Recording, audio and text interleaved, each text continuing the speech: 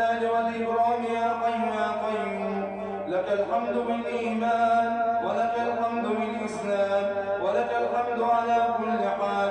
اللهم لك الحمد ملء السماوات وملء الأرض وملء ما شئت من شيء بعد. لك الحمد يا ربنا كما ينبغي لجلال وجهك ولعظيم سلطانك. اللهم صل على سيدنا محمد في الأولين وفي الآخرين وفي كل وقت